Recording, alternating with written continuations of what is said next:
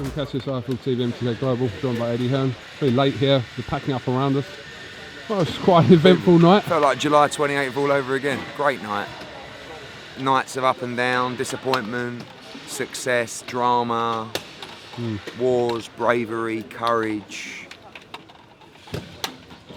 Judging by what Amir Khan was saying in that post-fight with Sky, do you think that he really, I mean, he didn't mention really wanting to fight He did. Brook. I think if you ask, I mean, he's made it clear. If he had Wants the choice, Pacquiao. he wants Pacquiao. I think he's always wanted the Pacquiao fight, but he also knows that at this stage in the career, money talks. So when we sit down and we look at the money for that fight, in my opinion, unless someone comes in with a lot of money from abroad, the money fight for him right now is Brook, the bigger money fight. But when you're earning that kind of money, you would choose the if you perceive the Pacquiao fight to be the legacy fight and for a world title, we'll see. We'll see. I want to do the Brook fight. I think it's a great fight. I think the styles just gel into a brilliant fight.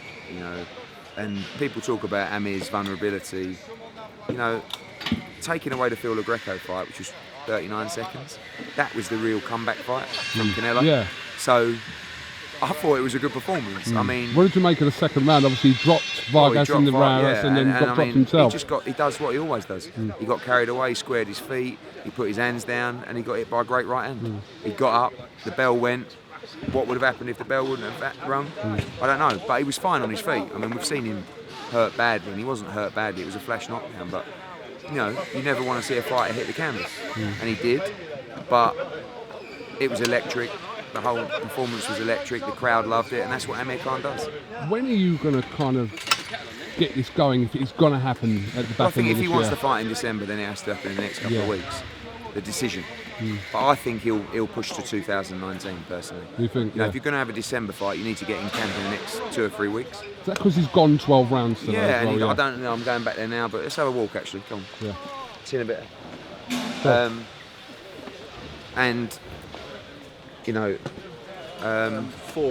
don't know how his hands are. They might be sore. He went 12 rounds. He hit Vargas a lot. Respect to Vargas. No, you've got to remember. But you've got to remember as well. These guys, when they're in these kind of fights and they have 10 weeks' notice. When he boxed Errol Spence, he had 2 or 3 weeks' notice. It's like a world title fight for Sammy Vargas. So massive respect to him. I'd love to see him back in the UK or on DAZN in America. And Amir moves on. Brook believes that he should be getting the Pacquiao fight if anyone's getting the Pacquiao fight ahead of Amir Khan, who's been with you from pretty much day one of your kind of promotional thing. So to be honest with you, it's all about the money. It's all about the deals. If Amir can't fight or doesn't want to fight till February, March, Manny's fighting in December. So maybe Kel fights Manny in December and the winner fights Amir. That's something that can be. Everything's possible in this game. Major disappointment for Sam Eggington. I know you're gutted about it. You were set to announce the Brandon Rios fight, and obviously within 2 rounds. I mean, it was. Go on, sum that up for me. I mean, 1, it was an awful performance. 2, was it the pressure of having the Rios? I don't know. I mean, it was. You can't fight like that. He boxed at times like. His hands are by his side, his chin's out in the air. It's disappointing. The Brandon Rios fight was a great opportunity for Sam Eggington.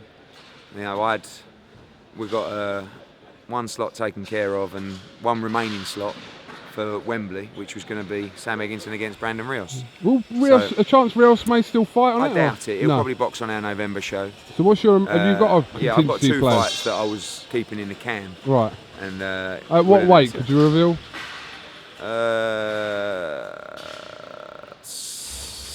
I'll just go around super middle.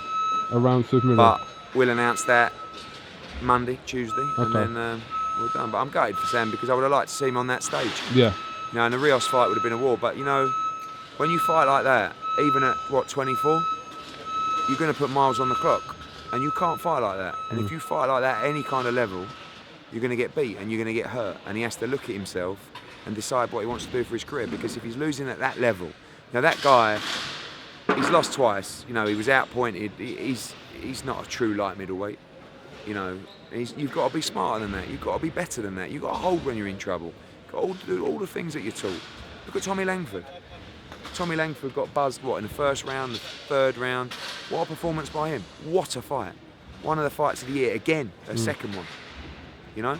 And that's what you got to do sometimes. You got to hold tight, hold on for dear life, get through it, find your feet and go again. And Sam just, you know, I'm gutted for him, but it was a poor, poor performance. So well on Lewis Ritson, obviously. Yeah, good. I mean, we've got 3 rounds. Yeah, yeah. So any time in the ring we can get for Lewis Ritson, the better, because he's moving so quickly. So it's a good performance. The other guy, I mean, Lewis Ritson's got a jab like a right hand, and he's got a tough fight against Patera because Patera's experienced. Never been he's stopped, going to box never him. been He's going to dropped. move him, Yeah. and that could be a long, frustrating night for Ritson. So he's got to use his brain. What's the plan now then? I'll walk with you. Go on. Scott Fitzgerald, great win. I Yeah. mean, another great fight against Craig Morris. Brilliant. What time are we going in, Dan? Still? Okay. Yeah, Fitzgerald. I mean, apparently he was behind on the scorecards. I had him 1 up, and it would have been a draw if he would have made it through the round, Morris. But that sets up a great fight with Fowler. Want to do that in December, and obviously we've got Cheeseman against Byfield, and we'd like to do Cheeseman Byfield, and then the winner fights the winner of Fowler and Fitzgerald. What did you say to Kell Brook tonight, just out of curiosity? He wants to fight, you know, I haven't really got anything to tell him. At the end of the day, it won't be my decision who fights who, it'll be the fighter's decision. I will present everybody with the deals for various fights, but this is the time, it's now or never for Brook Khan. Because if Kell doesn't fight Amir, he ain't waiting until next year. He will ask me for a super fight in America, and I'll deliver it. Right, Eddie, thank you very much for talking to me. Cheers.